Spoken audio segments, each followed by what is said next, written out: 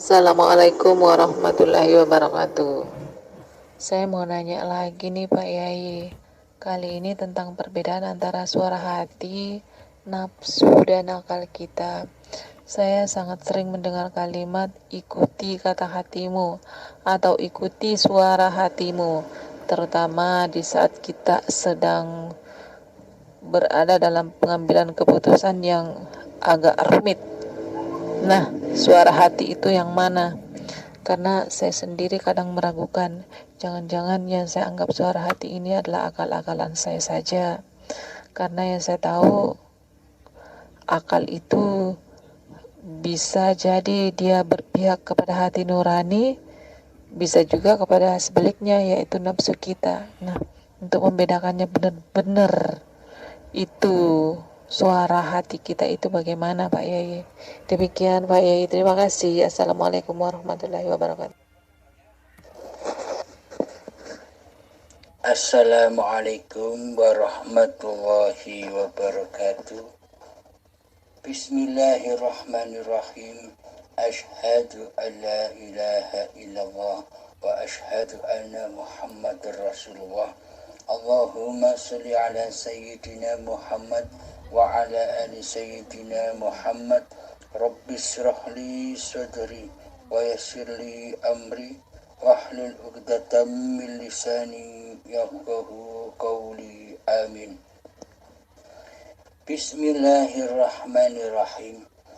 Pertanyaannya Bu Yuli, bagaimanakah cara membedakan itu di dalamnya bisikan hati atau bisikan Allah? Bisikan hawa nafsu apa bisikan dari latifah robbaniyah? Maka seluruh pancernya, seluruh roji'unya adalah kepada hati itu sendiri. Selama di dalam hati ini yang nyata, yang wujud, yang hidup diri manusianya, maka semua apa yang dibisikkan di dalam hati itu adalah bisikan dari iblis dan setan. Meskipun kelihatannya dibungkus oleh ibadah, dibungkus oleh kebaikan, dibungkus oleh amal ibadah dan sebagainya. Jadi muaranya ada di dalam hati. Bila di hati ini masih kewujudan diri manusianya, masih hidup diri manusianya, semuanya adalah bisikan fahsya wal mungkar, bisikan kejahiliaan. Meskipun manusia lain di luar diri kita menganggap kita ini orang baik, kita ini orang ahli ibadah, akan tetapi Allah tidak menyaksikan laku-laku badaniyahmu. Akan tetapi Allah hanya memandang hati-hatimu. Di dalam hati itu yang suci, yang maha besar itu Allah, ataukah masih diri manusiamu, diri manusia kita yang mentuhani hati selama ini? Jika masih hati yang berkuasa atas hidup dan badan ini, semuanya masuk di dalam kedustaan, penipuan. Karena di dalam hati kita masih mensekutukan Allah dengan diri manusia kita, masih mensekutukan wujudullah dengan wujud manusia kita, masih mensekutukan hidupnya Allah dengan hidup manusia kita, masih mendustai mensekutukan kekuasaan Allah dengan kuasa diri manusianya. Inilah hati yang batil, selalu di dalam kebatilan. Karena perjalanan hidupnya bukan Allah yang dituju, akan tetapi yang dituju hanyalah kehidupan dunia. Sedang kehidupan akhiratnya tidak disadarinya, tidak dicarinya, tidak digalinya, tidak diutamakan di dalam hatinya. Man kana fi hadhil a'ma wa adhallu man kana fi hadhil a'ma, maka artinya begini, saya lupa ayatnya. Barang siapa di dunia ini buta mata hatinya, maka di akhirat pun buta mata hatinya, bahkan semakin buta. Dan tersesat jiwanya kepada Allah. Maka dari itu bagi manusia yang hatinya buta akan Tuhannya, syakaratul mautnya akan merasakan azab yang sangat amat pedih. Karena di situ hambanya tidak rela, hambanya tidak ridho, dikembalikan, disuruh pulang ke alam aslinya, ke alam kegoibannya, ke alam ketiadaannya, ke alam kematiannya. Manusia tidak terima waktu itu dipanggil dengan paksa. Karena kenapa? Kok tidak rela dan selama di dunia mata hatinya buta akan Allah, mata hatinya hanya menyaksikan dunia. Maka dari itulah apa yang dibisikkan di hatinya selama ini dari bisikan hawa nafsunya sendiri. Akan tetapi bila manusia itu sudah menyadari, sudah memahami siapa hakikat diri sejatinya itu yang tak wujud, yang tak ada, yang tak hidup, maka apapun yang berlaku atas diri badan ini, selama apa yang berlaku di kesemua keadaan-keadaan yang dilaluinya, maka pasti sudah rojiun kepada Tuhannya, yakni hati nyata Allahnya, hati sudah wujud nyata, iki uripe Allah, ini hidupnya Allah, karena hambanya sudah tiada lagi berkuasa di hati. Maka seluruh apa yang dikehendakkan hati, maka seluruh apa yang dibisikkan hati, seluruhnya itu dari Allah, kehendak Allah. Jadi lakukan apa saja sesuai kehendak Allah. Jadi manusia sudah tidak bisa memilih-milih lagi, karena manusianya sudah gaib, karena manusianya sudah tak ada, yang ada hanya Allah. Jadi apapun keadaan, apapun yang tergerak oleh badan ini, semuanya dikuasai oleh Allah, semuanya diridhoi oleh Allah, karena yang beraf'al di dalamnya hanyalah Allah. Akan tetapi bila yang beraf'al di dalam hati kita adalah diri manusianya, maka semua bisikan yang ada di hatinya itu dari iblis dan setan yang selalu mensekutukan Allah dengan diri manusianya.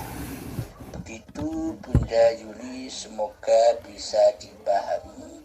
Kira-kira ada pertanyaan lagi? Monggo silakan.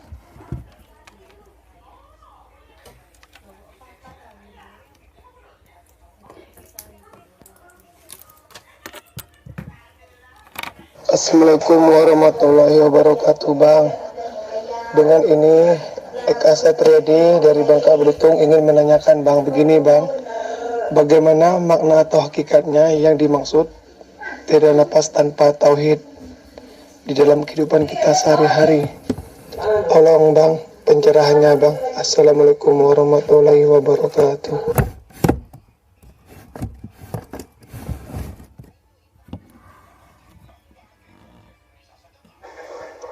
Waalaikumsalam warahmatullahi wabarakatuh. Alhamdulillahirabbil alamin. Pertanyaannya, tiada nafas tanpa tauhid. Selama ini kita mengira kita bisa bernafas karena kehidupan diri manusia kita sendiri. Selama ini kita merasa hidup ini hidupnya manusia. Maka dari itu kita belum mengenal siapakah hidup ini. Memang sejatinya nafas itu ada karena tauhid, ada karena ma'rifat, karena Allah, karena hidup. Tanpa kehidupan maka nafas tidak ada. Dengan adanya kehidupanlah maka nafas itu ada. Akan tetapi selama ini nafas itu kembali kepada ketauhidan Tuhannya ataukah ketauhidan diri manusianya. Yang wujud, yang nyata di dalam hati manusianya kan selama ini manusianya sebagai Tuhan yang mentuhani dirinya sendiri tanpa Allah, karena Allah dianggapnya gaib, karena Allah dianggapnya tiada. Maka benarlah yang ditauhidkan di dalam hati kita selama ini ya kita sendiri. Tauhidun nas, mentauhidkan manusianya. Maka dari itu bila kita ingin kembali kepada tauhidullah, tauhidnya Allah, maksudnya kembali rajin kepada Allah, maka nyatakanlah di dalam hati kita bahwa sesungguhnya hidup ini Allah, bukan hidup manusianya. Karena bila hidup ini hidup manusianya, maka manusia takkan pernah mati. Karena hidup terus, seperti hayatullah. Maka dari itu, Allah itu zat yang hidup. Hidupnya Allah itu terus menerus. Dari mulai manusia Nabi Adam hidup, setelah itu Nabi Adam dimatikan, Allah menghidupkan lagi anak, cucu, cicit Nabi Adam hingga sekarang. Jadi hidup itulah Allah, bukan hidupnya manusia. Bila hidup ini hidupnya manusia, tentunya Nabi Adam sampai saat ini pasti tidak akan mati, tetap hidup terus. Jadi di dunia ini full sesek banyak manusianya, karena manusianya tidak bakal mati karena punya sifat hidup. Lalu kenapa manusia itu mati? Karena memang hakikatnya manusia itu mati, tidak hidup. Hidup itulah Tuhan yang menguasai dan yang menciptakan manusia. Jadi bila kita ingin bertauhid, ingin kembali kepada Allah, ingin mengabdikan diri kepada Allah, maka jangan aku akui bahwa hidup ini hidup manusianya. Hidup inilah Allah, inilah tauhidullah, bertauhid kepada Allah. Di dalam segala gerak laku, tindak tanduknya badan, pernafasannya hidung, maka tetapkanlah di situ Allah lah yang menguasai di dalamnya, bukan manusianya yang berkuasa di dalamnya. Seolah-olah selama ini kitalah sebagai penguasanya. Penguasa bisa bernafas, akan tetapi selama ini kita tidak ada gerak sedikit pun dalam bernapas. Nafas itu gerak sendiri, otomatis, karena Allah lah yang menghidupi. Jadi bukan manusianya yang hidup, tapi Allah lah yang hidup. Segala tindak lakunya badan, kita wajib menyaksikan hidup yang menggerakkan badan. Ketika sholat, kita menyaksikan hiduplah yang mensolatkan badan. Inilah yang dimaksud niatan lillahi ta'ala, hanya milik Allah, bukan linnas, milik manusianya. Akan tetapi selama ini praktek hati kita pasti kembali ke tauhidun nas, mentauhidkan diri manusianya sendiri, mentuhankan diri manusianya sendiri yang merasa mampu dan berkuasa atas segala tindak lakunya badan selama ini. Inilah yang dinamakan kufurnya hati, ingkarnya hati akan Allah, mensekutukan Allah dengan diri manusianya. Inilah yang dimaksud tauhidun nas, mentauhidkan diri kita sendiri sebagai Tuhannya. Karena di dalam hati kita Allah selama ini gaib keberadaannya, tidak wujud, tidak nyata.